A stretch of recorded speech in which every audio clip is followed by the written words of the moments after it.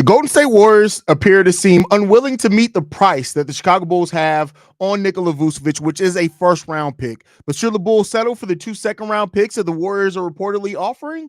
We'll talk about it all and more right after this. You are now tuned in to Chicago Bulls Central, hosted by Haize, your number one spot for all things Chicago Bulls.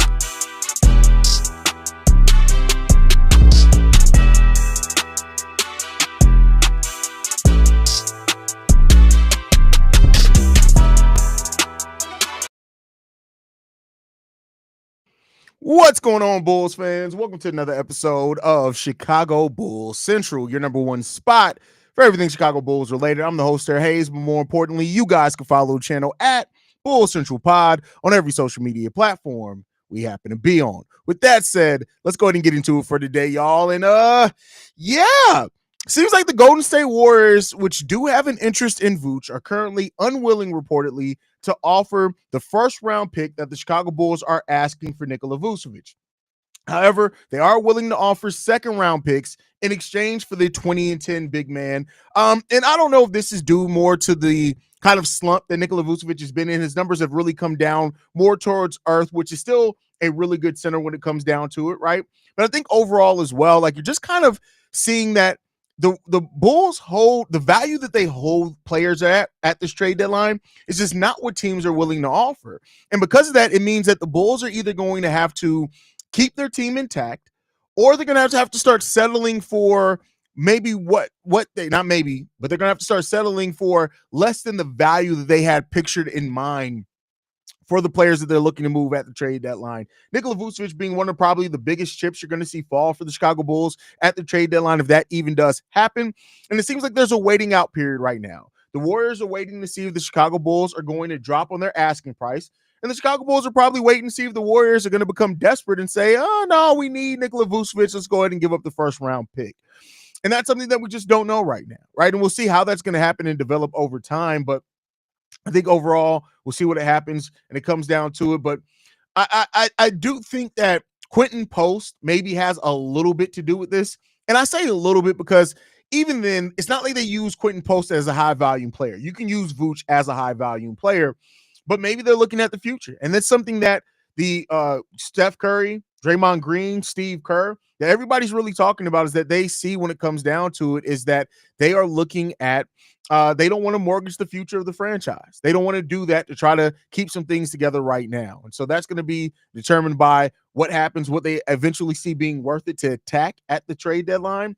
But we'll see what happens and if the Bulls can take advantage of that. So, but we shall see. They know they can get one over on AK. This organization is the laughing stock of them. I don't think they're the laughing stock. I mean, I'm not saying the team's laughing, but there are still way worse ran teams than the Chicago Bulls. But as far as in trade conversations, best believe that there are going to be teams that wait out to see if they can get one over on the Bulls. Yo, what's the word? What's going on, fam? Glad to have you in the building. That game Post had making Golden State less likely to trade, maybe two. I haven't followed up on how he's played after the game versus the Bulls. Yeah, I mean, that's why I say it's not like they've all of a sudden started trusting him a lot. I do think that they are looking to develop him. He's still a very young player, but if they're trying to look and capitalize on Steph and Dre's age now, they may want to make a move for a guy. But I do think that players like Miles Turner as well being available for less of a contract than Nikola Vucevic is somebody that as well that they can pivot to. You look at the game since the Bulls, they've only played one game. He played 23 minutes against the Lakers, did Post. He went 3-7 from the field for 8 points, 3 assists, and 2 rebounds. So, you know, there you go when it comes down to that. Risky with Post to go for it this year, but I don't know what they do completely. Bulls probably low. I do think top ice game, and I do think that's probably the most likely scenario is that the Bulls do lower their asking price just because that's an AK thing type thing to do, right? I don't think anybody would be surprised if Arturas Karnisovas decided to come down on his asking price. So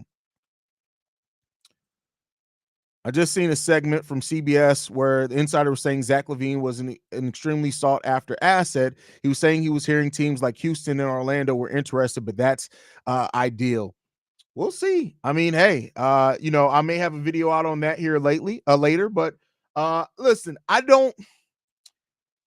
should teams be interested in Zach LaVine? Yes. teams should also be interested in Vooch. And I think much like we're seeing with Nikola Vucevic Nikola Vucevic right now, the teams could be interested in Zach LaVine, but I don't know if that means that they're interested at the price that the Bulls are asking for, right?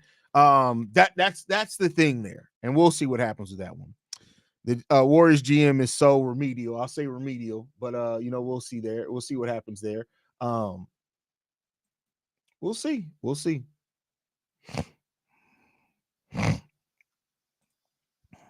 Definitely need to meet in the middle now. Otherwise, no deal. Well, that's the thing. There really isn't any meet in the middle. Either you want first round picks or you'll take the seconds. The only other thing, because it's not like the Warriors protecting their pick is going to do anything. They're probably going to make the playoffs, right? Even if they don't, like maybe that is the thing. Maybe the Bulls want it unprotected. Maybe the Warriors want some protection. So maybe you're right. Maybe there is something in regards to that. Yo, Haize, is Evan Sidri reliable? He's been saying a lot about the Bulls. Sidri is somebody who he's an aggregator. So, and I don't mean that's like technically I'm an aggregator, but I'm an aggregator that reports it with. I go into detail. I go into, hey, these are the things that may happen. The type of toxic aggregators are the ones that take a bit of what's said in a different interview and then just report that. Like earlier today, there was a report that was everybody's untrade. Modest Vucevic is the only untradeable player on the Bulls roster, and that was they took that snippet from an article that was from Joe Cowley. But that's not actually what the article said, and it's not really what it said. So Sidri is that type of person. He's an aggregator that sometimes embellishes a little bit. So it is what it is. I wanted Gafford anyway. I don't know if they're necessarily offering Gafford anymore. We don't know what's happening there.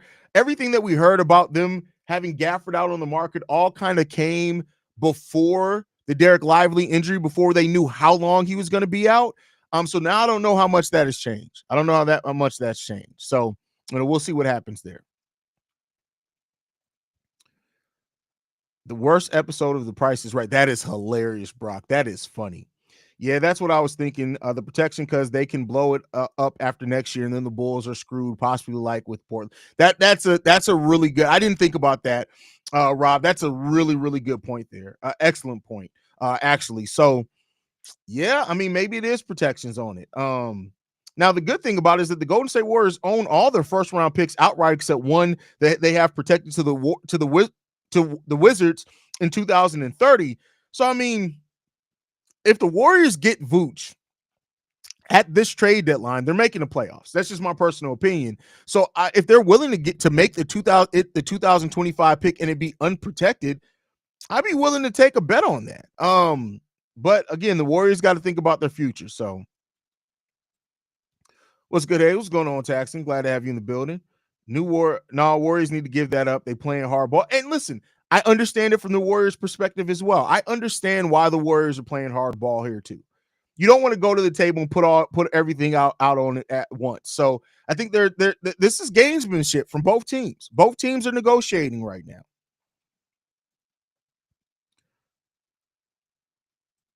Oh wait, Vooch is all-star caliber. I don't care if he wasn't selected. Come up off that first rounder. Agree with you. Run me those picks. What up, Haize? I'm at work. Just tuned in. Can you give me a quick recap of what's going? Rewind the damn video. Listen. I love y'all in the support, but when y'all show up mid-video and be like, "Hey, recap it for me," start from you can start the video from the beginning. Right? All fun. I'm just having fun with you. But it's as the title says. I mean, it's pretty straightforward. The Warriors aren't willing to give a first round pick. That's what the Bulls want. I'll even take a pick 3 to 4 years from now. Well, that's where you may get into it being protected, because I do think the Warriors see their mortality. So if you do run the chance of it being further out, I think the Warriors are going to be more protective of those picks further out, because they realize this thing may be dead and dry by then. So they probably are going to be protective of those picks in further years out. I would like to see something done with the Spurs and see if they can want anything reasonable to keep our pick or to change. Listen, we can't just make teams the Spurs have no reason to be interested in Vooch. None. So no, you can't just make the Spurs all of a sudden be interested because they have projections of our pick that we want back. You got to be reasonable and realistic in this. You got to be realistic in it. What's funny is Zach and Vooch would make the Warriors legit. They know they're going to trade their picks eventually anyway. I don't think that they will. When you hear your players and your coach and your GM all say, we don't want to mortgage the future to try to capture another thing now, I don't think they're going to do. I think they're going to try with like reasonable trades, but I don't think you're going to see the swing for the fences trades from the Golden State Warriors. I just don't think you're going to see that, I should say. Absolutely, they should take second rounders. At this point, Vooch is completely disengaged. Take what you can get while you can get it. He's not completely disengaged. That's just not true. The team's playing bad right now, but Vooch isn't completely disengaged. Now, as far as the other aspect of take what you can get, I understand that, but they have another year of Vooch under contract, which the Bulls can try to convince themselves maybe they can do something then or in the offseason, but we'll see. We'll see. Maybe Lonzo Ball or something Wemby needs a future. See, this is where y'all get so caught in the weeds. You having a completely different conversation than what we having right now. This conversation isn't about how can the Bulls remove their protection from the San Antonio Spurs pick. That's not what this conversation is about. Focus, y'all. Some of y'all need some medicine. Some of y'all came from families where they thought y'all not finna put my baby on no medicine, and now that y'all can't focus, y'all got ADHD, and it's all because your parents didn't really help y'all. What are we talking about? They trade Curry. They're going to get a nice haul, maybe even try for a top 3 in 2026. Who knows? I don't know if they ever trade Curry, though. But, I mean, if they were, you're absolutely right. What's the word, bro? Why do you think there's serious interest in regards to Zach and Vooch around the NBA, but nobody wants to bite on either of them? If that's the case, I know it may suck, but we may as well keep them. Well, here's the thing. Like, it's easy to be interesting. Like, you can be interested in a player. Hell, I could be interested in Rihanna. That don't mean shit. Now let me stop because my girl's gonna kill me. But like all jokes aside, like saying that you're interested in somebody is great, right? But at the value that team holds them for, that's where it starts getting a little different at, right? The top 3 in 2026 draft are looking possibly as good, if not better than this year's. They're looking pretty good. Top 3 is looking pretty damn good.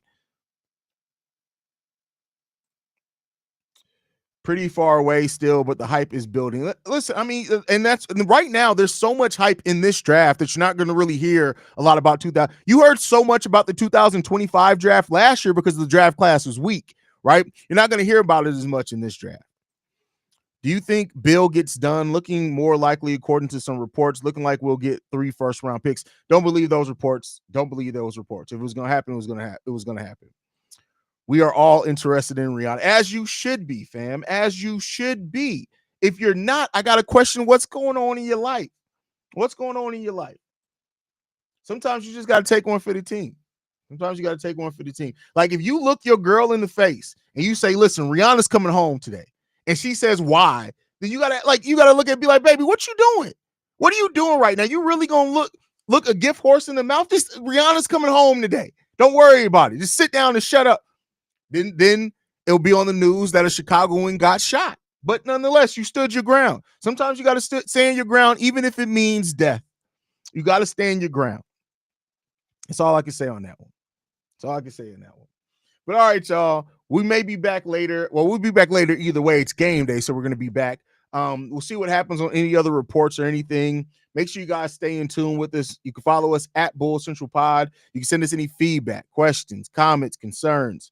bullcentralpod@gmail.com. Lastly, if you want to leave a text message and our voicemail for the mailbag, the number to do so, 773-270-2799. We are the number 1 spot for everything Chicago Bulls related. That's thanks to you lovely and beautiful people. And like I like to end every episode on, go Bulls. Love you guys. See red if you can, y'all. Peace. This has been a presentation of the Break Media.